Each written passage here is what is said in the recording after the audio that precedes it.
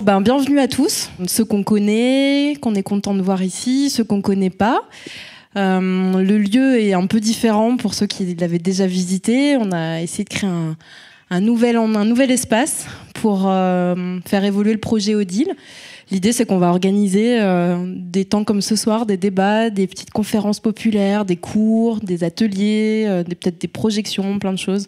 On vous tiendra au courant. Vous pouvez aller vous abonner à la newsletter d'Odile.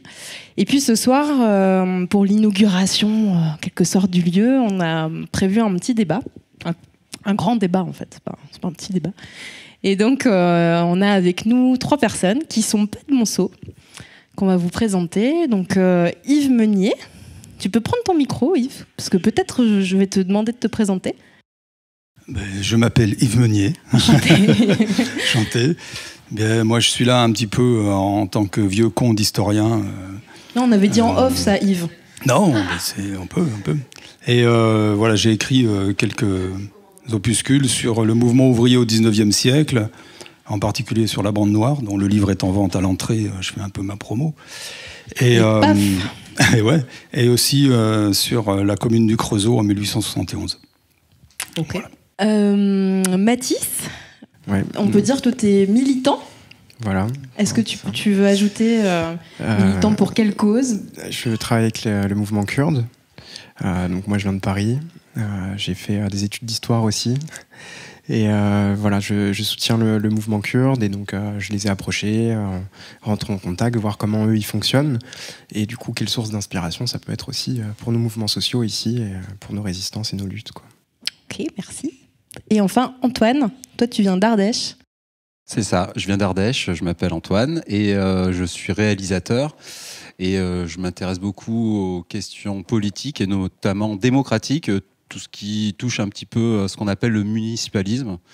Et voilà, j'ai plein de choses à raconter sur ce sujet. Et puis maintenant, je vais laisser la parole à Benjamin Burtin pour un petit édito et contextualiser un peu l'organisation de ce débat. Contextualiser, c'est au final très simple. On a décidé avec l'association Perte et Fracas, nos partenaires, Nico et Séverine, de créer un week-end autour de la venue de Yves. On était tous partants pour faire venir Yves et on s'est dit pourquoi pas élargir ça.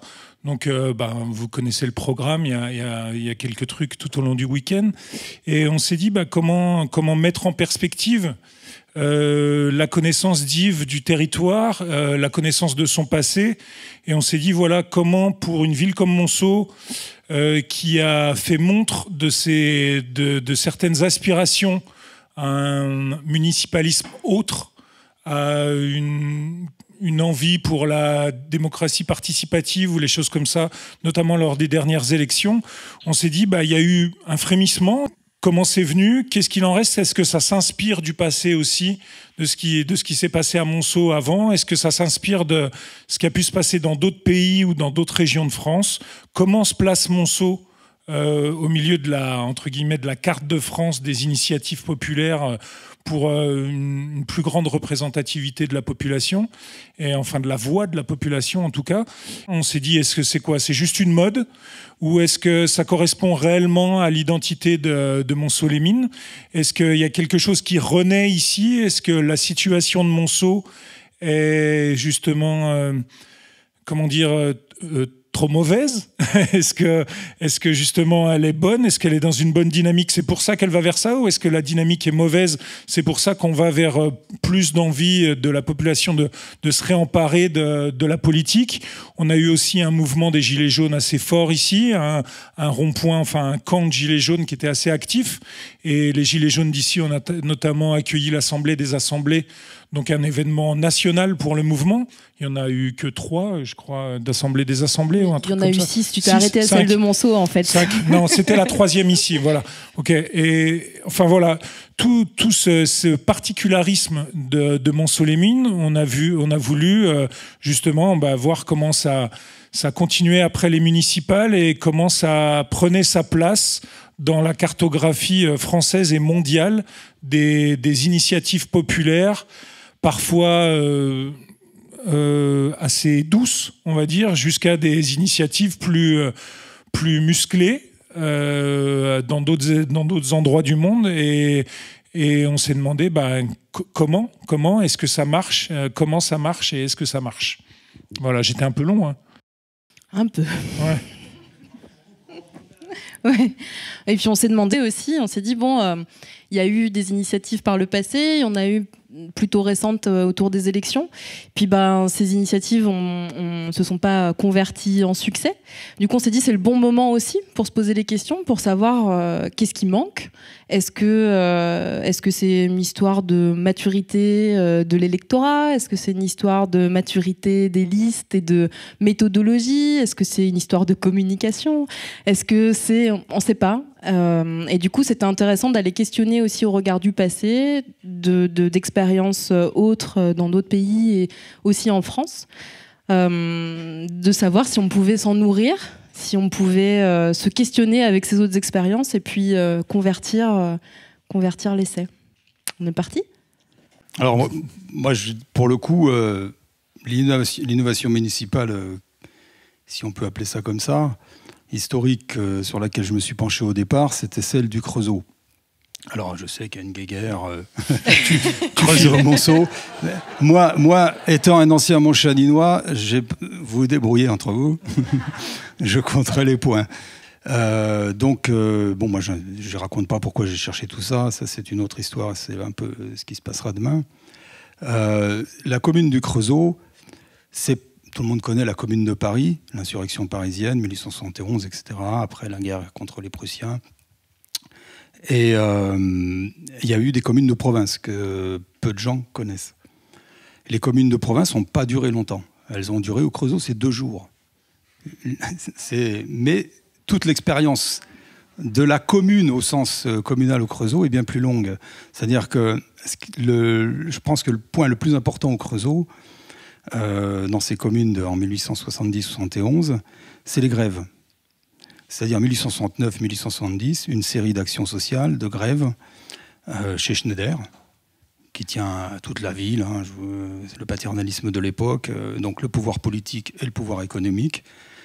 C'est féodal, on appelait ça un fief capitaliste. C'est Jean-Baptiste Dumay, qui est ouvrier tourneur chez Schneider, qui va être le personnage un petit peu en vue de l'époque et qui va être nommé maire du Creusot par le préfet, comme c'était à l'époque, nommé maire par le préfet. Quand Gambetta, on a eu dernièrement la grande sortie de Macron sur Gambetta, la République, etc., suite au 4 septembre 1870, la défaite à Sedan de l'armée française, bonapartiste, voilà, etc. Et Dumay va être nommé, puisqu'il est républicain, ouvrier républicain, il dit lui-même, pas encore socialiste d'ailleurs dans ses mémoires, maire du Creusot. Là, les choses changent au Creusot. Quelque part, la population ouvrière, c'est l'un d'entre eux qui devient détenteur du pouvoir politique. Avec lui, un groupe de personnes qui a milité avec lui, et quelques-uns qui sont membres de l'Association internationale des travailleurs, l'AIT, constituée au Creusot depuis peu. Mais tout ça va tourner un petit peu autrement avec la commune parisienne. Suite à la commune parisienne, au 18 mars 1871, des communes de province, il y a eu Lyon avant, qui a fait déjà plusieurs essais, des communes de province comme Narbonne, il y aura aussi Toulouse, Saint-Étienne, où il y aura un mort d'ailleurs, puisque le préfet va mourir dans l'insurrection. Et ces essais de communes ne vont pas durer longtemps, mais ils sont emblématiques d'un essai de fédération des communes que voulait mettre en place la commune parisienne. Ces communes de province ne viennent pas de rien. Il y a des envoyés de la commune parisienne qui viennent, pendant le mois de mars-avril, soulever les ouvriers dans des points clés. Et le bassin minier d'ici est un point clé. Je pense qu'il l'est toujours. À l'époque, c'est un triangle que pouvait... dans un autre, moi j'ai l'habitude de dire c'est un triangle dans un autre triangle. Il y a Lyon, le bassin minier d'ici avec Montchanin, les mines, Monceau, les mines, le Creusot, Saint-Étienne et ce bassin minier. Ça fait déjà un grand triangle. Et à l'intérieur de celui-ci, il y a ce petit triangle de ces 3 communes, Montchanin, le Creusot Montceau-les-Mines. Et à cet endroit-là va se constituer, c'est un laboratoire. C'est en ça peut-être que ça rejoint la discussion qu'on peut avoir ce soir sur comment, pourquoi faut-on, aller savoir, gérer une commune autrement, et qu'est-ce que ça veut dire autrement. C'est un laboratoire d'essais. Il va y avoir plein d'essais. Mais le point de départ, il est sur l'économique, il est sur les grèves, sur le quotidien, sur ce que tu mets dans ton assiette, avec ton salaire, etc. Comment tu survis, en fait. Voilà, parce qu'à l'époque, en gros, c'est ça, c'est la survie. Tu manges pour pouvoir retourner travailler. C'est uniquement ça. Aujourd'hui aussi, non? Je pense que j'en ai assez dit pour l'instant. Sinon, Alain de Co-raconte va être pénible. Donc, je passe la parole. Comment sont arrivés parce que tu nous as replacé le contexte historique, mais comment sont arrivées les idées au communard, justement? Comment ont transité les idées des écrivains allemands, éventuellement, russes, et tous les théoriciens de la gauche de l'époque? Comment c'est arrivé jusqu'ici? C'est plus, je dirais, pour se révolter, pour essayer de faire une révolution telle que celle-ci, il faut en avoir besoin. Là, il n'y a aucune théorie au début. Ça commence par la pratique, c'est-à-dire j'ai faim, je veux être plus payé. Et quand je dis ça tout seul, c'est une révolte. Je dis ça à plusieurs, ça devient une lutte. Et les autres ont d'autres informations. Dumay était plus informé que les autres. C'était quelqu'un qui avait déjà une idée du pouvoir politique, de canaliser la situation sur le bassin minier avec le pouvoir féodal des Chagots et celui des Schneider. Et voilà, il y a toujours un personnage comme ça. Il n'a pas été le seul. Il a cristallisé un peu les choses parce qu'il n'a jamais participé à une grève, par exemple, contrairement à ce qui se dit sur Internet, etc. Dumay n'a jamais ni fomenté une grève, ni participé. Il a été malade souvent à l'époque de tous ces événements, mais il a été celui qui cristallise les choses, parce qu'il était révolté très jeune de sa condition d'ouvrier, etc. Et c'est d'autres personnages, souvent qui viennent d'ailleurs. Par exemple, Adolphe Assy, au Creusot, c'est quelqu'un qui est membre de l'Association internationale des travailleurs, qui est un ancien compagnon de Garibaldi. Et beaucoup de soldats garibaldiens, à l'époque, pour répondre à ta question, je pense qu'il y a un lien énorme, étaient très politisés, suite à toute l'histoire en Italie, les chemises rouges, etc. Et donc, se sont installés beaucoup d'ouvriers italiens. C'était la première immigration dans les usines du Creusot, hein, était italienne. Donc il y a eu des personnages comme ça, un petit peu plus politisés, et qui avaient des contacts, et effectivement, qui ont commencé à faire circuler les idées, à réunir et à s'organiser. Voilà. Je rebondis sur ce qui a été dit. Avant la théorie, la révolte première, d'avoir faim, de sentir le besoin imminent du changement, c'est ce qui l'amène justement, ce changement, en règle générale? Ou est-ce qu'on peut, justement, on peut différencier ces choses-là suivant les parties du monde, ou est-ce que le changement vient tout le temps de la révolte? Puisque tu as suivi dans ton travail des initiatives citoyennes en France, ouais, où justement je me dis que ça peut être justement différent. Je vous emmène tous les deux sur ce sujet. Est-ce que c'est d'abord la révolte, si même personnelle, qui amène le désir de changement et le changement lui-même? Alors moi j'emploierais plutôt le mot révolution individuelle. Voilà. Moi, je crois plus trop, là c'est mon avis personnel, je crois plus trop en la révolution, et je crois plus qu'il faut se réunir et essayer de discuter, essayer de trouver des solutions ensemble, passer par le collectif. Je crois pas qu'aujourd'hui on va réussir à changer la société par une révolution, quelle qu'elle soit. C'est-à-dire on va prendre la rue, les armes, et on va aller à l'Élysée, on va les foutre sur la place publique. J'y crois pas du tout. Donc du coup, le travail, c'est plutôt comment on fait pour se mettre d'accord ensemble, et qu'est-ce qu'on souhaite faire ensemble. Voilà, je dirais plutôt ça. Ça, tu disais tout à l'heure que quand même, toi, Yves, tu nous dis on n'a pas assez à manger, pas assez d'argent pour manger, donc c'est un dénominateur commun. Et tout à l'heure, tu disais, quand on discutait, nous, dans ce que j'ai observé à Saillant, c'est quand même, il y a un maire qui décide d'installer un supermarché, et du coup, c'est ça qui fait un déclencheur. C'est-à-dire que les gens se positionnent tous, mais il y a quand même un intérêt particulier, et là c'était celui de refuser un supermarché. Voilà. Alors pour resituer un petit peu ce qu'est Saillant, c'est une petite commune dans la Drôme, il y a 1200 habitants. Voilà, c'est un petit village qui est très animé, avec beaucoup d'associations, il y a ce terreau-là.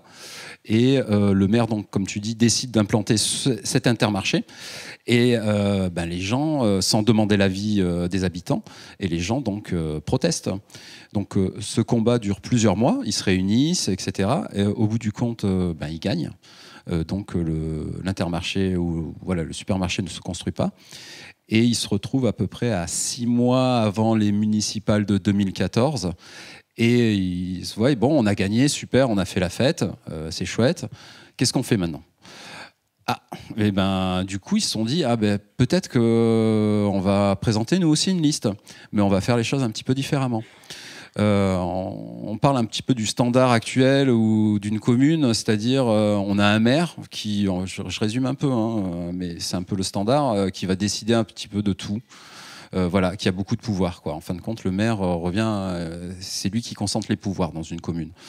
Ok, mais là, l'idée de Saillant, c'était de proposer aux habitants de participer aux décisions de la commune. Alors, pas que à savoir si on va mettre un coup de peinture sur une façade, la couleur des pots qui sont devant la terrasse, etc. Non, c'est prendre des décisions collectivement sur des projets avec des budgets conséquents. Voilà. Donc ils ont gagné les élections. Donc ça a été vraiment une expérience de 6 ans qu'ils ont menée avec les habitants. Ils n'ont pas été réélus là cette année. Ils ne sont pas passés à 18 voix près.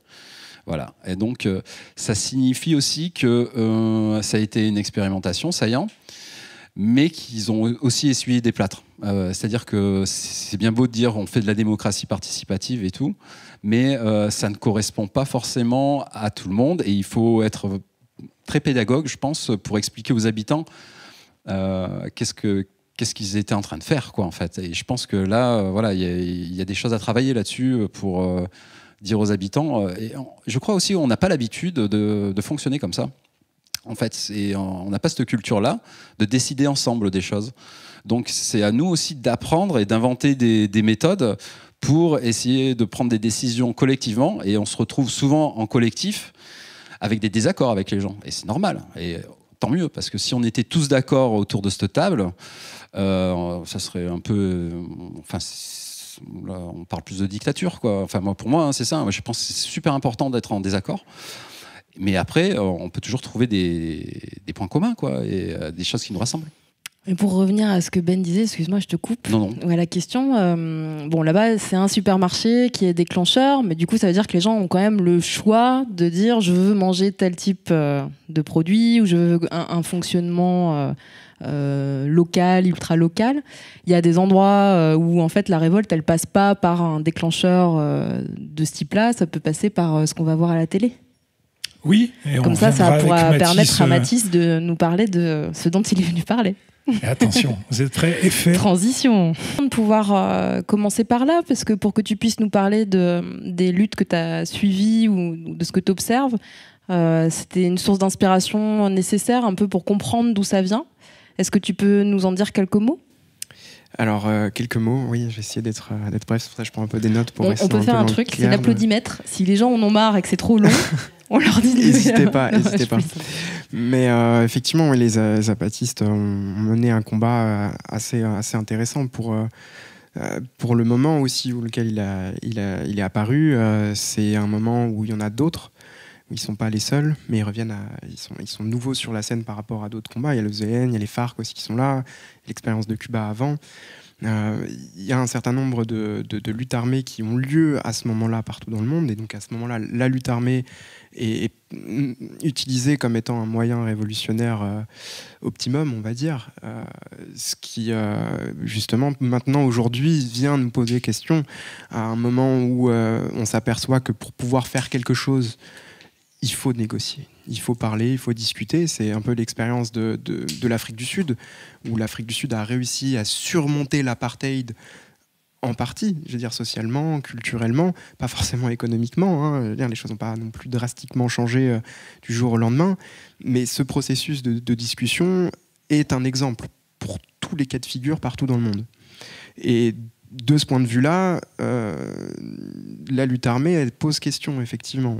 On parle souvent de l'exemple de Gandhi, mais Gandhi, il ne réfute pas la violence, par exemple. Il va utiliser la violence qu'on est prêt à accepter nous-mêmes sur nos corps pour la montrer, en fait. C'est-à-dire s'habiller en blanc, se faire tabasser par les militaires anglais et devenir rouge de sang, quoi. Et ces photos-là, cette vision-là, va énormément choquer, va créer des réactions et va montrer, en fait, l'absolu et la bêtise, l'inhumain, quoi. Aujourd'hui, il y a les FARC qui ont déposé les armes. Excusez-moi, je parle beaucoup d'autres choses que des Kurdes, mais c'est les réflexions qui se passent aujourd'hui, qui sont dans les actions présentes, elles viennent de toutes ces réflexions. Les FARC aujourd'hui ont déposé les armes, pour une grande partie, sur une négociation, une main tendue du gouvernement, qui s'est résulté par effectivement l'assassinat méthodique de toute personne qui est en opposition aux paramilitaires, même pas le gouvernement. Mais vraiment les paramilitaires qui récupèrent le trafic, qui viennent... alors j'espère qu'on en parlera aussi de l'écologie, mais il y a des capitaux d'exploitation de la terre qui viennent et qui détruisent la nature, qui utilisent des bandes armées pour tuer des gens qui juste ne veulent pas, par exemple, planter de la coca, ou qu'on vienne, parce que c'est dans leur religion, de considérer le pétrole comme le sang de la terre et qu'il ne faut pas y toucher, en fait. Donc ils refusent qu'on vienne exploiter le pétrole chez eux, par exemple. Ces genres de populations en viennent à la lutte armée, mais pour l'autodéfense. Et c'est ça, en fait, qu'on doit aussi nous intégrer dans notre réflexion. Je veux dire, on est très loin d'arriver à une position de lutte armée par rapport à la violence à laquelle qu'on subit, dans laquelle on vit. Mais il y a des endroits où, effectivement, c'est le cas. C'est beaucoup plus quotidien. C'est beaucoup plus explicite aussi, la violence qui est subie. Alors, je ne vais pas non plus faire pleurer tout le monde et tout, mais on a notre lot d'exemples tout à fait récents, tout à fait actuels, là, maintenant, de négation des droits humains, de torture, de violence. Et tout ça qui sont commis par des gens qui sont effectivement candidats à l'entrée dans l'Union européenne, qui sont membres de l'OTAN. Donc la Turquie a des grandes parts de responsabilité. Je dis surtout la Turquie parce que c'est notre pays le plus proche, on va dire, la plus d'interactions. Si je prends l'exemple de la Syrie, de l'Irak ou de l'Iran, c'est sûr que ça peut un peu moins nous parler, quoi. Donc je pense qu'il y a des choses à prendre, nous, de notre point de vue, un peu en recul, comme ça. Mais effectivement, il faut réfléchir à la part entre la possibilité de résistance et les besoins qu'on en ait, quoi. C'est pas parce qu'on peut prendre les armes qu'il faut prendre les armes. C'est pas parce qu'on peut faire grève qu'il faut faire grève. C'est pas... Voilà. Donc, par rapport à ce qu'on disait, la question première, sur comment gérer les villes autrement, tout dépend du besoin et de la motivation des gens, comment les gens sont prêts à travailler entre eux, quelle synergie on peut trouver pour développer ça. Et le mouvement du Parti des travailleurs du Kurdistan, le mouvement kurde, a beaucoup réfléchi vis-à-vis de ça. Ça fait 40 ans qu'ils sont entrés en lutte armée, ça fait 50 ans que le parti est créé. Ils sont passés du marxisme-léninisme à quelque chose. Là, je vois le municipalisme libertaire de Mouret-Bouchkine. C'est des réflexions qui ont été nourries par des expériences plurielles et qui aujourd'hui disent notre principal problème, nous, c'est l'oppression des femmes. Si on arrive à faire sauter le carcan qui repose sur les femmes, on ouvre la société. Donc, on va plus s'occuper de ça, par exemple, que du problème capitaliste. Voilà, ça c'est un truc qui... parce que eux, ils n'ont pas de capitalisme, quoi. Il y a quelques bourgeois, il y a du tribalisme, du clanisme, mais ils n'ont pas de grandes familles industrieuses. Ils ont des gens qui ont fui. Donc il n'y a que des pauvres, en fait, qui vont rester, des gens qui sont dans la nécessité. Et donc voilà, de quoi on a besoin, comment on fait pour s'organiser. Voilà, donc la discussion va suivre. Quelles seraient les grandes lignes de parce que voilà, on a parlé de lutte armée, mais cet extrait sur le Chiapas, ça doit aussi nous faire partir sur autre chose. C'est que les Indiens au Chiapas, ils ont mis en place ensuite des façons de gérer les communautés qu'ils ont créées de villages et de la région entière, et ainsi de suite. Ils ont mis en place un système politique autonome. Il a été influent sur le monde entier, il a influencé des mouvements jusqu'au Kurdistan. Quelles sont les grandes lignes? Là, tu viens de nous parler de l'émancipation des femmes, du rôle des femmes, de leur laisser toute la place qu'elles doivent avoir. Il y a d'autres grandes lignes comme ça qui définiraient la façon dont les Kurdes voient leur organisation politique au niveau municipal? Alors, il y a une réflexion qui est basée sur la commune, donc les expériences communalistes qu'il y a en 1071, mais aussi avant. Par exemple, lors de la colonisation de l'Amérique, le début de la formation des États-Unis, il y a énormément de communautés qui sont complètement autonomes, qui vivent en autarcie. Il y a plein d'exemples qui ont lieu avant. Le mouvement s'est plongé là-dedans pour voir qu'est-ce qui avait déjà été fait et voir qu'est-ce qui pourrait leur servir de chez eux. Ensuite, donc ça c'est l'influence extérieure. Ensuite, ils sont partis de leur culture, ils sont partis de leur façon de vivre traditionnelle. Donc les Kurdes vivent principalement quand même dans les montagnes. Voilà, l'hiver il neige, donc c'est des gens qui peuvent être assez isolés. Donc ont en fait déjà une vie communaliste, qui déjà dans leur tradition n'ont pas ces guerres, ces rapports au pouvoir que nous on va avoir, parce que c'est des communautés qui peuvent pas survivre si elles sont trop en conflit en fait. Voilà, c'est ça, c'est des choses qui sont communément admises. Après, politiquement, comment c'est mis en avant, ça dépend de l'endroit. Ça, on va se mentir, il n'y a pas la même chose en Turquie, en Syrie, en Iran, en Irak. Il y a des endroits où, effectivement, il y a le confédéralisme démocratique, donc leur innovation, comme on disait tout à l'heure, politique, leur expérience, ils ont mis ce nom-là, mais c'est de mettre en fédération des communes. Donc exactement le même principe qu'il y avait en 1071. Donc il y a des communes. Les communes, elles n'ont pas forcément une échelle territoriale. C'est-à-dire qu'on va décliner le système d'assemblée, de soviets, à tous les niveaux. C'est-à-dire que c'est dans la famille, dans les groupements familiaux, qui sont, rappelle le clanisme, le tribal, qui est leur réalité sociale, dans les quartiers, la rue, le quartier, la ville, la région, etc. Ça monte à tous les niveaux, jusqu'au niveau international, le Ketcheke, l'assemblée des assemblées. Qui rassemble toutes les assemblées du Kurdistan. Tout le monde envoie des délégués. Donc il y a un niveau en fait de démocratie directe avec du coup des assemblées qui vont avoir des représentants et des représentantes, puisque c'est toujours des mandats à deux personnes mixtes, c'est obligatoire. Ces personnes-là vont du coup s'organiser pour faire remonter les problèmes, proposer des solutions, etc., etc. Et ils ont un mandat impératif révocable, c'est-à-dire qu'ils doivent retourner sur leur assemblée de base pour pouvoir dire voilà, on a fait ça, puis si on a pris une initiative, maintenant vous pouvez nous juger. Voilà, on a dû prendre une initiative, mais est-ce que c'était une bonne initiative ou pas à l'assemblée de le décréter? Il n'y a pas forcément aussi de point de non-retour. C'est-à-dire que tout peut être rediscuté. Tout est discuté de façon permanente, et du coup le processus révolutionnaire de changer la société, c'est pas juste le dégagisme, quoi. C'est bien cette réflexion de prendre les gens, de les accompagner dans le temps pour, comme tu le disais, on n'a pas l'habitude en fait, on sait pas forcément comment faire, donc prendre des habitudes, essayer des choses. Parfois nous on peut se dire ça peut pas marcher, ça a l'air trop bizarre, discuter tout le temps de tout le temps, non. Mais en fait, si c'est comme ça qu'ils arrivent à prendre une décision et pas y revenir dessus, en fait, parce que ils ont tellement discuté que ça fait consensus, quoi. Et est-ce que c'est justement de ces discussions, peut-être tu vas pouvoir réintégrer la boucle, mais est-ce que c'est ce principe de discussion renouvelé, permanent, qui définit l'intérêt commun, en fait, dont tu parlais tout à l'heure? Tu disais, pour qu'il y ait un changement, en fait, il faut qu'il y ait un intérêt qui soit commun, pas le mien, le tien, plus, mais qui ait une définition de quelque chose de commun.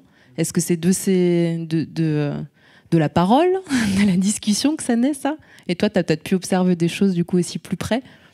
Oui, Oui, pour rebondir sur ce que tu viens de dire, oui, moi je l'ai vécu vraiment, je l'ai vécu. Souvent, on se retrouve dans des réunions où, ben voilà, on sort de la réunion, on se rend compte que c'est souvent les mêmes personnes qui vont prendre la parole. Il y a un peu, dans certains cas, des prises de pouvoir. Voilà, la réunion se passe et des fois, on se rend compte que ça n'a pas avancé le sujet, etc. Donc, nous, on a essayé, quand on a monté la liste dans mon village à la Villedieu, on a essayé de trouver une méthode de travail. On s'est fait aider par un facilitateur qui s'appelle Jacques Fuchs et qui travaille aussi en entreprise. Donc, on parle de sociocratie. Donc il y a plusieurs éléments en sociocratie. L'idée quand même de base, c'est de sortir d'une réunion et d'avoir avancé et d'être efficace, efficient. Voilà, c'est ça le mot, et d'être efficient pour pas justement brasser de l'air chaud et palabrer pendant des heures parce que ça peut être vraiment très fatigant des fois. Et même souvent. Et du coup, pour parler d'une des méthodes qu'on a, je pense que peut-être certains ou certaines d'entre vous le connaissent, c'est la méthode de l'élection sans candidat. Donc c'est une méthode qui, d'abord on définit le mandat de la personne, voilà, donc on discute ensemble, on définit le rôle et ensuite on va faire un tour d'élection. Donc il y a un premier tour d'élection, où chacun peut dire ah ben moi je vais voter pour toi par exemple parce que si, parce que ça, donc tu argumentes et tu enrichis le reste du groupe de tes arguments, voilà, donc tout le monde peut l'entendre et ensuite chacun son tour dit sa proposition, on fait les comptes, ok, et puis ensuite on peut refaire un deuxième tour et dire ah ben moi j'ai changé d'avis parce que j'ai entendu lui son argument était sympa, voilà, ça m'a convaincu. Et aussi on peut même voter pour soi-même. Voilà. Alors pour l'anecdote, moi je fais un film donc sur la démocratie qui s'appelle Point de bascule, histoire de démocratie. Et là j'arrive un peu à la fin du film, cette séquence-là dont je vais vous parler. Je me retrouve en fait en réunion où on est à 3 semaines à quelques jours où il faut déposer la liste à la préfecture et on n'a pas de tête de liste parce qu'il faut une tête de liste pour quand on est en élection. Donc, ce qui est marrant dans l'élection sans candidat, c'est qu'on ne sait pas qui va être élu. Donc, on a défini le poste de la tête de liste et on a dit, si on est élu par chance, mais on savait qu'on avait peu de chances d'être élu, lors du premier conseil municipal, c'est là où on refait un vote et c'est là où on élit le maire. C'est après les élections que ça se passe. Donc, on s'est dit, voilà, il y a une tête de liste et ensuite, après les élections, on refait une élection sans candidat pour savoir qui sera le maire. Voilà. Et ben, moi, je me suis retrouvé en fait avec ma caméra parce que je filmais pour mon documentaire. Et du coup, ben, à la fin, je me suis retrouvé en fait tête de liste. Voilà. Mais on peut pas le prévoir ce genre de choses. Du coup, je suis élu dans mon patelin, quoi, à l'opposition. Voilà, je me retrouve. Et tu filmes toujours. Et oui, et je suis en train de filmer. Et en fait, tous les gens disent oui, Antoine. Oui, ok. Donc voilà, mais c'est ça. En fait, ce qui est intéressant dans cette méthode-là, c'est qu'on ne sait pas du tout qui va être élu. Voilà. Et je sais plus c'était quoi la question. Ouais, je me suis perdu. Je vais en faire des digressions. Toi, tu dis ni Dieu ni mère. Ouais. C'était la formule employée. J'oublie ce truc-là. La formule employée dans le roman que j'avais fait, le premier, d'un petit groupe de jeunes qui affichent ni Dieu ni mère pendant les élections municipales du Creusot en 2001. Voilà, Billardon. Et qui n'a pas du tout aimé le livre d'ailleurs. On a essayé de lui fourguer. J'ai un copain qui a essayé de fourguer la moitié de son conseil municipal, mais dans son dos. Et oui, mais c'est pas une formule, comment dire, oui, je dis ni Dieu ni mère, parce que c'est la personnification, c'est-à-dire le maire. Même au temps de Jean-Baptiste Dumay, il y avait trop d'attentes sur une seule personne, c'est évident. La commission municipale qu'il avait était des gens hostiles aussi. Beaucoup venaient de l'usine, ce qu'on appelait l'usine avec un grand U, c'est-à-dire soumis au patronat Schneider. Donc, le maire... Et on a oublié aussi, on n'a pas nommé d'autres expériences. Il y a eu Porto Alegre au Brésil, d'expériences qui se font dans les institutions existantes, je parle, et qui finalement s'enterrent au bout d'un moment. C'est-à-dire que c'est là où peut-être on serait peut-être pas d'accord tous les deux. C'est que moi je pense pas qu'il y ait dans les institutions existantes d'alternatives franches.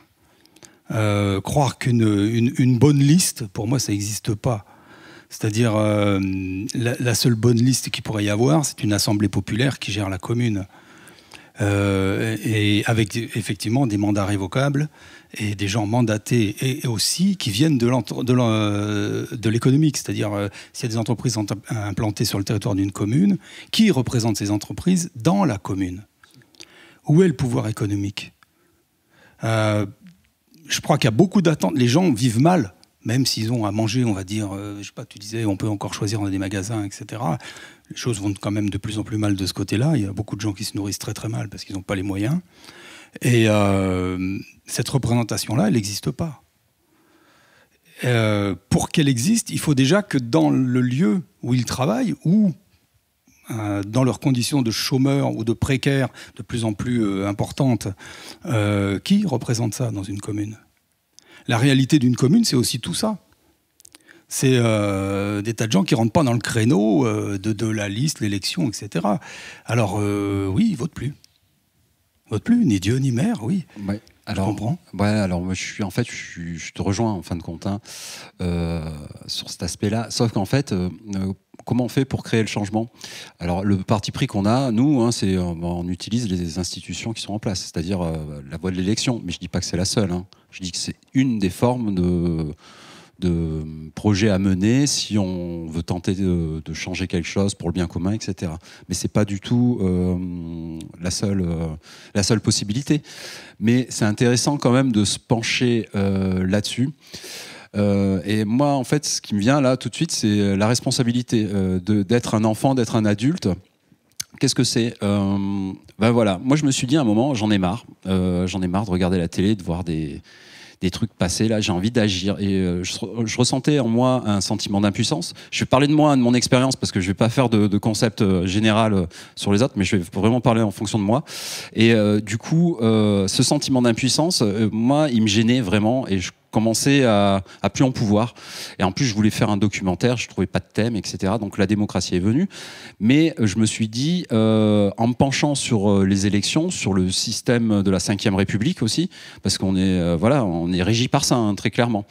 Je me suis rendu compte qu'il y a un échelon, donc, à la fois local, que les communes, elles sont soumises aussi au national, c'est comme une sorte de plafond de verre, on va dire, où il y a les préfectures qui vont quand même dire aux communes ce qu'ils doivent faire, etc. Alors, en même temps, le maire a du pouvoir et en même temps, il est soumis aux lois. Donc, comment fait-on pour intégrer tous les toutes les sensibilités, en fait, comme tu disais, la partie économique, etc. Et donc, du coup, pour en revenir à ce que tu disais, là, je me perds un peu. Respire. Ouais, je respire. Non, mais la question, c'était comment on fait pour agir ensemble à la commune en tenant compte de tout le monde, quoi, en fin de compte. Je crois que on peut essayer de faire quelque chose avec les institutions qu'on a actuellement. On peut essayer. C'est compliqué. C'est clair que tout est fait pour mettre des bâtons dans les roues, et je crois que les politiques font tout pour nous dégoûter de ça. Et c'est très compliqué. Moi, je commence à me rendre compte qu'il y a le code des collectivités territoriales. C'est un pavé comme ça, où il n'y a que des règles. Il faut monter un dossier, c'est que de la technique, c'est de la technocratie pure et dure. Voilà. Et nous, on a actuellement un maire chez nous à la Villedieu, c'est un pur technocrate, donc il fait tout bien dans les règles, mais il est très autoritaire derrière. Donc c'est très compliqué. Et nous, ce qu'on avait essayé de proposer à la Villedieu, c'était de faire participer en fait les habitants. Ils ont envie de participer, les habitants? C'est compliqué en fait que les gens s'impliquent, parce que moi je suis parent, j'ai des enfants, je travaille. Par exemple, toutes les personnes qui sont entre, 30-40 ans, qui ont des enfants, ça peut être un peu compliqué de s'investir dans le village, etc. Et je comprends, et chacun a ses problématiques. Maintenant, pour faire prendre conscience aux gens qu'il est important de participer à la société, au monde associatif de son village, etc. Moi, je dirais, il faudrait voter une loi nationale pour dire, maintenant, les entreprises, elles donnent aux salariés 2 jours par mois pour qu'ils s'investissent pleinement dans leur commune, dans leur quartier, dans leur arrondissement, etc. Ça pourrait être un truc. Mais voilà, là, on part d'en haut, là, en fait. Mais je pense que on peut agir. Moi, je disais, pour faire venir les gens, il faudrait leur donner, par exemple, j'avais des idées comme ça, où on en avait discuté, les gens qui veulent participer aux décisions de la commune, on leur donne des fruits et légumes qui auraient été plantés dans... Non, mais voilà, faire venir les gens, il faut que ça soit vendeur, quoi. Il faut que les gens ils trouvent un intérêt à venir, en fait. Mais alors, est-ce qu'ils se disent qu'ils n'ont pas besoin? Est-ce qu'ils n'ont pas d'intérêt à y participer? Parce que là, toi, tu nous parles d'exemples très concrets où il y a un intérêt, où il y a une nécessité, en fait. Il y a pas le choix, en fait. C'est soit t'agis et t'essayes de faire quelque chose, soit il t'arrive des bricoles. Et même dans ce cas-là, on tombe dans des choses où des réactions en fait, où les gens ne s'investissent pas. Dans la révolution syrienne, effectivement, le nombre de personnes qui ne font pas de politique est énorme. La majorité ne font pas de politique. C'est pour ça que c'est tombé en guerre civile. C'est des choses, des analyses que le PKK avait déjà diffusées à l'époque et qui, bon, effectivement, n'avaient pas du tout été entendues. Et l'appel des armes a été plus fort que l'appel des mots, j'ai envie de dire, ou l'appel des idées. Non, vraiment, en fait, pour faire venir les gens, il faut pas les faire venir. Il faut que les gens viennent. Voilà. Donc s'ils viennent pas, tant pis pour eux. S'ils viennent pas, en fait, c'est d'une certaine manière, tu vois, nous on réflexionne sur la révolution, etc. Donc si les gens viennent pas, c'est que c'est pas nos amis, c'est pas nos alliés, c'est peut-être nos ennemis. Mais il faut pas forcément les considérer de façon comme tel. Tant qu'ils sont pas venus, ils peuvent venir à n'importe quel moment. La porte est ouverte. C'est pas une inscription après la date limite, c'est fini. Non, mais c'est une réalité parce qu'en fait, on évolue dans des cadres qui sont l'État-nation. Donc tant que tu restes dans l'État, tant que tu restes dans la nation, c'est structurel, quoi. On peut pas vraiment se prendre en charge. On peut pas dire j'ai mon destin, j'ai mon point de vue, j'ai mon idée, j'ai ma vie et je vais la faire. Ça, c'est pas possible. C'est pas possible, comme tu disais, par rapport à la hiérarchie. Même dans le cadre institutionnel, tu vois, il y a la hiérarchie qui est là, le rapport de force qui va, le cas échéant, être violent, en fait, différentes violences, hein, pas forcément physiques, mais vraiment. Et je pense que on a, par rapport à l'exemple kurde, on a des choses qui nous manquent. On n'a pas de parti de masse. C'est la seule organisation de masse, c'est la Fédération de foot en France. Le PKK, c'est donc, comme je l'ai dit, c'est un parti guérilla qui est en lutte armée depuis 40 ans, mais il a aussi 4 millions d'adhérents à l'international. Donc bon, voilà, il y a des éléments que nous on n'a pas, des outils que nous on n'a pas, qu'on avait. Hein, il y a eu beaucoup d'expériences, voilà. Mais on n'a plus aujourd'hui même parfois les souvenirs, ou en tout cas la connaissance pour pouvoir l'utiliser en disant mais c'est tout à fait possible, ça a déjà été fait, c'est tout à fait possible, on pourrait s'organiser ainsi. Donc voilà, faire venir les gens, il faut effectivement susciter les choses, mais je pense qu'on est plus dans si on le fait, si on montre l'exemple, si on a des solutions, et ben en fait ça va intéresser les gens, parce que les gens vont y trouver leur intérêt, égoïste, c'est vrai, égoïste, mais ils vont trouver leur intérêt. Et il faut leur montrer que effectivement nos capacités d'organisation sociale, elles marchent, elles fonctionnent, elles sont là, que la démocratie participative, ça fonctionne. Ça prend du temps, ok, on va se tromper, mais en fait on se trompe déjà ici aujourd'hui. On voit bien les échecs successifs de notre organisation collective. Donc il faut pas en avoir peur. Mais voilà. Après, tout à l'heure tu avais posé une petite question. Spoil. Mais comme tu dis, tout à l'heure, tu avais posé une question par rapport à qu'est-ce qui crée le besoin, comment les gens arrivent à voir collectivement leur intérêt, etc. Ça, c'est vraiment quelque chose qui se travaille énormément. Même là, dans un cadre où effectivement, il n'y a plus l'État, il n'y a plus la nation, il n'y a même plus le capital. Tout a valdingué. Il reste quoi? Pas grand-chose, en fait, si ce n'est ce qu'on va mettre en place et ce qu'on fait vivre. Donc, il y a effectivement les clans et les tribus qui sont le patriarcat, hein, qui est l'organisation sociale basique. Et dans tout ça, voilà, le mouvement kurde apporte des réflexions, apporte des organisations. Il y a des gens qui sont séduits Et on va proposer un modèle qui va être pris en main par un certain nombre de personnes, adapté aussi, il y a un contrat social, et chacun y trouve en fait ses possibilités d'expression.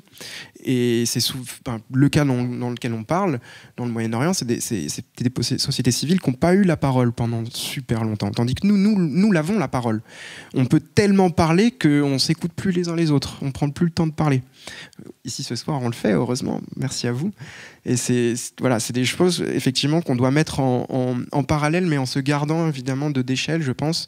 Et autant on a à apprendre des autres, autant effectivement on a des possibilités et on est des exemples aussi pour pas mal de gens. C'est un petit reportage qui a été recoupé. Il durait beaucoup trop longtemps à la base, sur une petite expérience à Marinaleda. Il était une fois en Andalousie, un rêve de paysan sans terre devenu réalité. Le patron? Ici, il n'y a pas de patron. Aucun patron. On fait des assemblées pour aborder tous les sujets. On en fait beaucoup. 40, 50 par an minimum. C'est ça la démocratie directe. Moi, je trouve ça super chouette. Et ouais, j'aimerais bien que ça se passe dans mon village, ça. Ouais.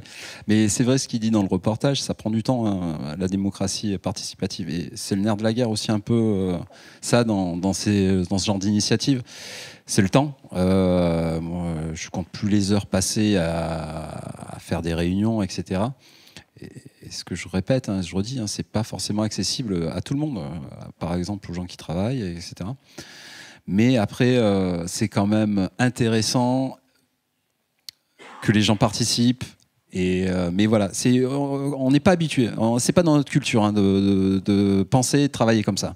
Donc c'est vraiment à nous de s'y mettre. Et comme tu disais aussi, un peu dans l'exemplarité, c'est-à-dire toujours essayer de faire les choses, de montrer, de communiquer sur ce qu'on fait, être pédagogue et expliquer aux gens que voilà, il y a d'autres façons de faire. Et qu'on peut aussi inventer aussi des nouvelles façons de faire. Mais on peut aussi s'appuyer sur les exemples existants, quoi, clairement. Mais pourquoi on les invente pas alors si on peut ? Qu'est-ce qui fait qu'on n'y arrive pas ? S'il y a des gens qui s'investissent, alors pas tous, parce qu'ils n'ont pas tous le temps, ou qui prennent pas tous le temps, ou que la vie ne rend pas possible, qu'est-ce qui fait qu'on n'arrive pas à inventer, à imaginer même d'autres modes de fonctionnement ?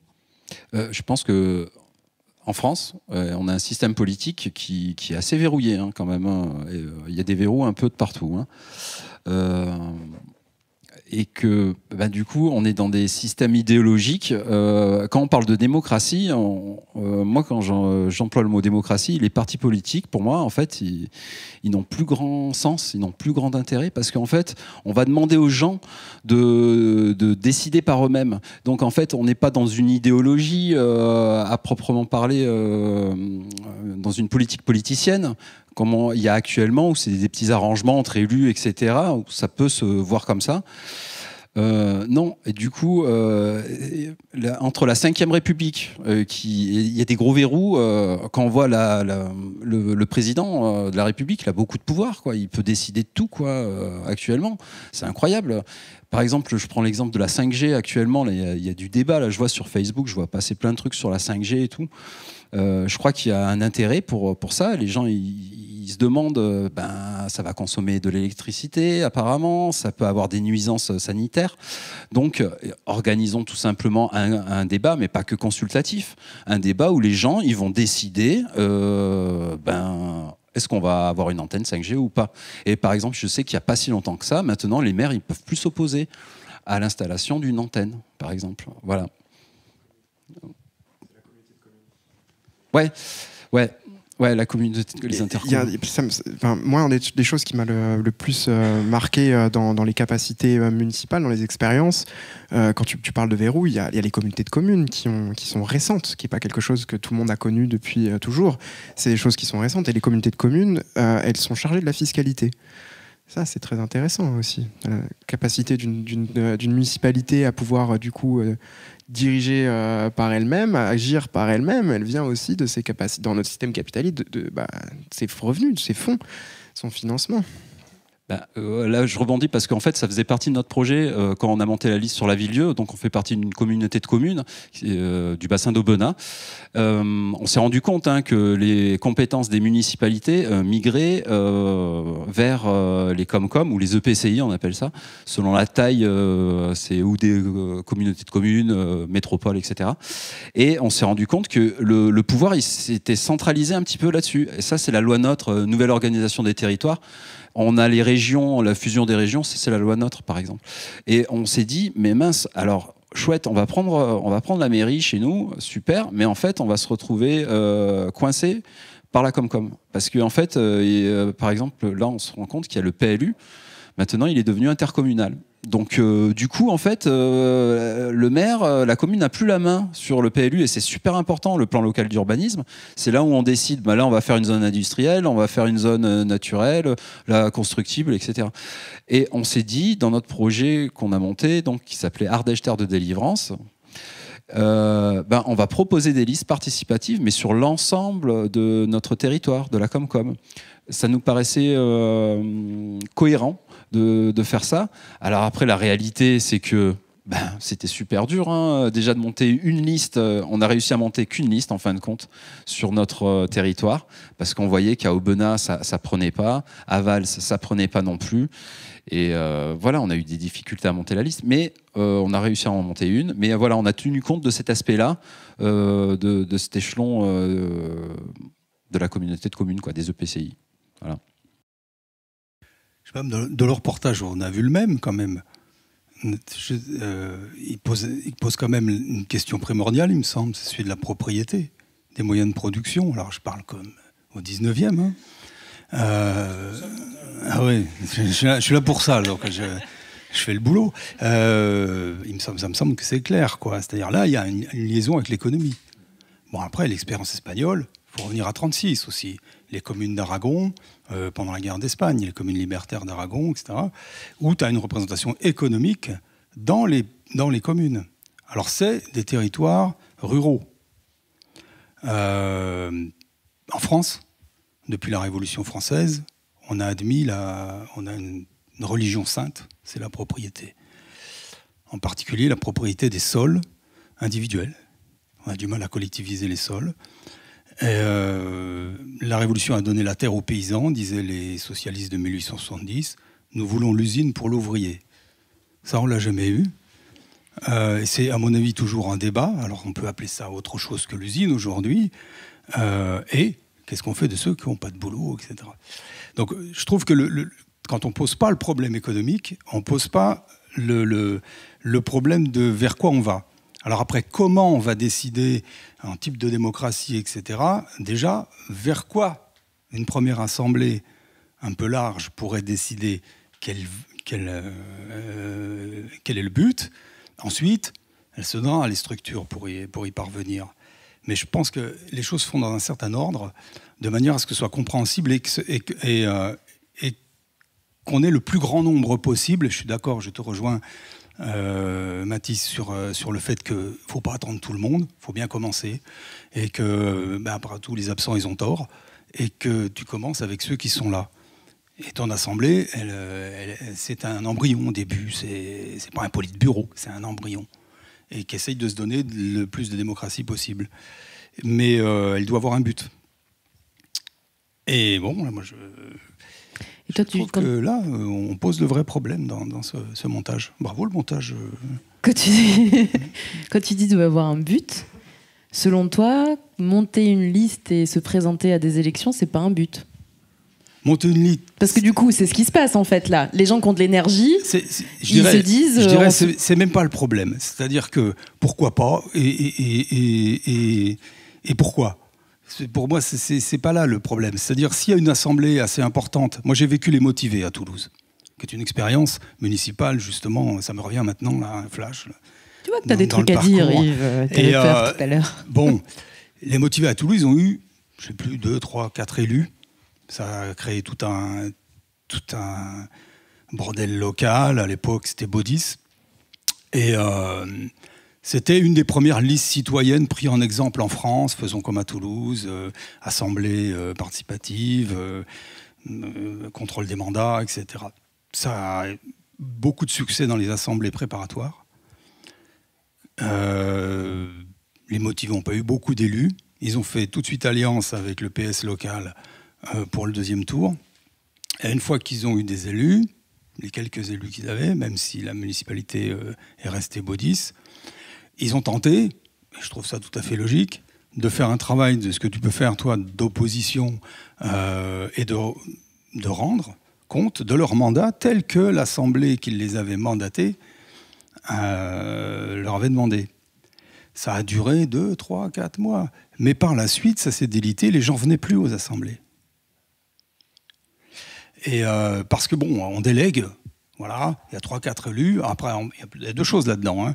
Il y a le fait qu'on délègue, et puis après tout, ils vont faire le boulot. Et puis il y a le fait que, bon, si on n'a que 3-4 élus, à quoi ça sert?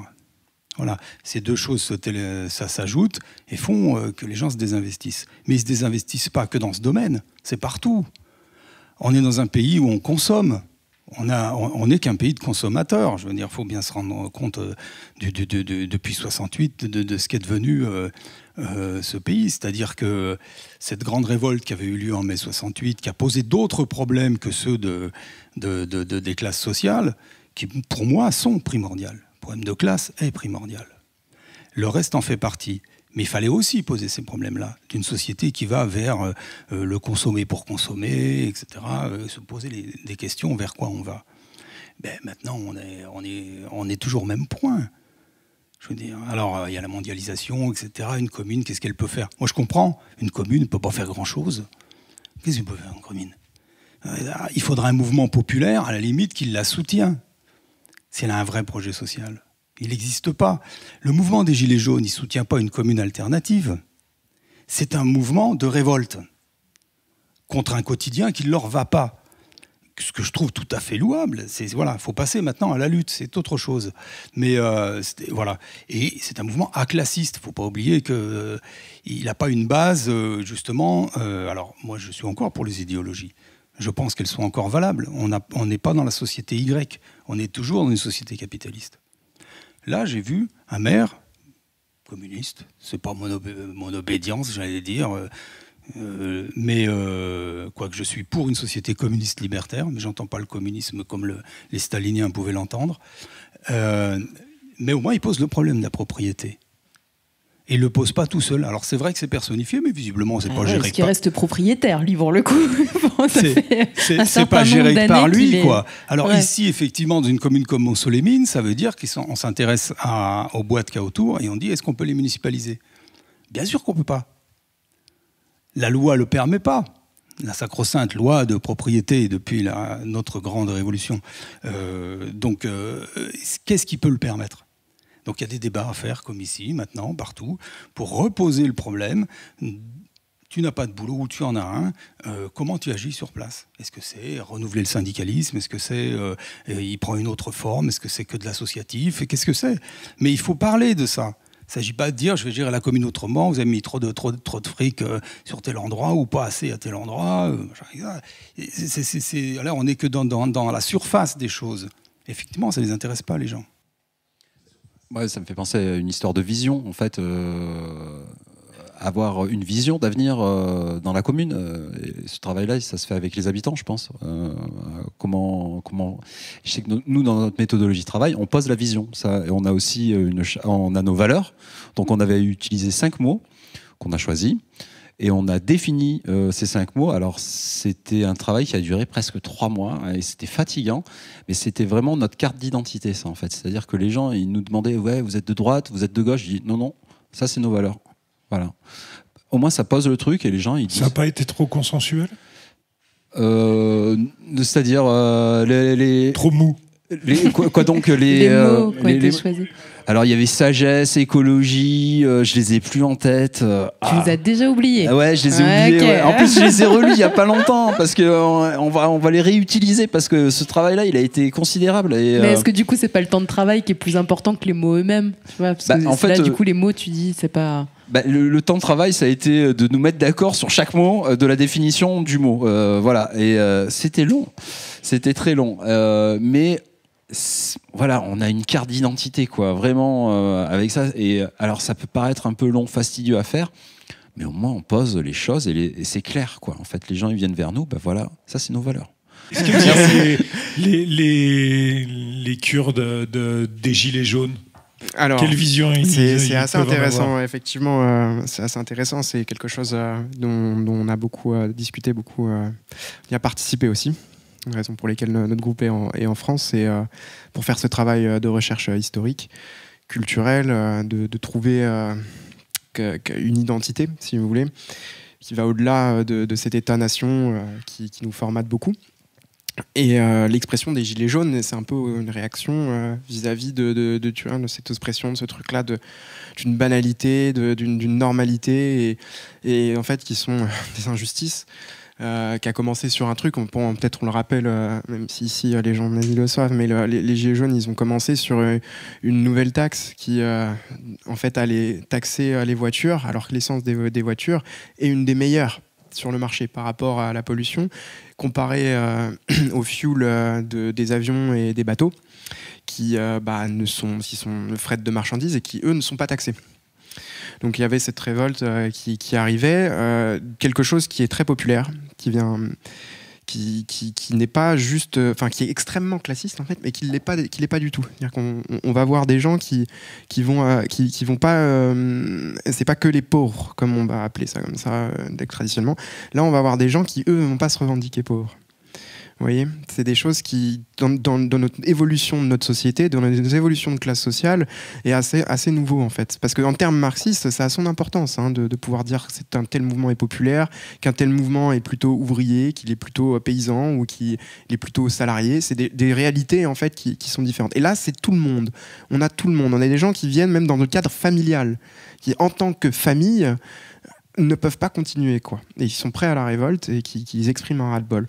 Même pas 2 semaines, il n'a pas fallu 2 semaines pour que les Gilets jaunes soient interdits de vente en Irak, en Turquie et en Égypte. Parce que effectivement, c'était dit comme étant PKK. Voilà. C'est le président Erdogan qui vient et qui le dit à la télévision, les Gilets jaunes sont des PKK. Ce sont juste l'expression de la manipulation des Kurdes et voilà, parce que effectivement ils ont beaucoup de pouvoir. Ils sont balèzes, hein. Oui, non, mais on était présents, quoi. Enfin, les assemblées des assemblées, c'est pas juste, voilà, il y a eu des gens qui sont venus pour en parler, pour en discuter, pour diffuser des points de vue, des théories, des pratiques, et il y a beaucoup de choses qui ont été testées par un moment des Gilets jaunes, et effectivement. C'est beaucoup d'espoir dans l'organisation collective. Ça faisait longtemps qu'il n'y avait pas eu un truc qui sortait de nulle part, parce que Nuit debout, ça a quand même été vachement préparé par certaines personnes, quand même. Tandis que là, ça s'est organisé de lui-même, quoi. Mais moi, je voulais rebondir un petit peu sur les histoires de propriété, etc. Le mouvement kurde est socialiste, avec sa définition du socialisme, avec un changement de paradigme qui a eu lieu dans les années 2000. Par rapport au marxisme, léninisme qu'il y a pu y avoir, etc. Donc ils sont passés sur quelque chose de beaucoup plus libertaire, comme on a pu en discuter tout à l'heure avec les assemblées. Il y a en fait le coopérativisme qui est mis en avant, avec la création à l'intérieur des mairies, quand on peut prendre les mairies, de créer justement des structures d'organisation collective économique, tant que possible, pour pouvoir sortir, en fait, nous c'est notre analyse, mais du carcan de l'État et de la nation. Alors, je reviens surtout sur ces mots, mais bon, ça a des réalités que parfois qui nous échappent. On est tellement dedans qu'on les voit pas. Mais du coup, ces réalités, dans le temps, on les a beaucoup plus vues de façon crue. La Première Guerre mondiale, par exemple. Voilà, en fait, je viens d'avoir un reportage, là, je viens de voir un docu, une histoire populaire de l'Amérique, donc de Warzin, mais qui est le reportage français sur le travail de Warzin, et qui est très intéressant parce qu'ils l'ont fait en 2 fois. Une première fois, ils ont fait la traduction, on va dire, puis il a été diffusé, et là, des gens en France leur ont dit mais ça me rappelle beaucoup de choses, d'expériences locales qui, à la même année, ont eu les mêmes effets de grève, avec des innovations, comme on aime bien dire aujourd'hui, mais ils ont trouvé des solidarités, par exemple, pour héberger les enfants des grévistes qui pouvaient plus nourrir leurs gosses parce que la grève était monstrueuse, et donc pour pouvoir rien lâcher, il fallait prendre soin des enfants. Et donc il y a eu aux États-Unis, dans tous les États, des gens qui ont pris soin des enfants, et ça a été le cas aussi dans la Creuse, en fait. Dans le Tarn, pardon. Dans le Tarn, il y a eu une grève, et en fait, il y a eu des mouvements qui ont été créés, des premières cantines communistes, par exemple, des cantines populaires, quoi, de la soupe populaire.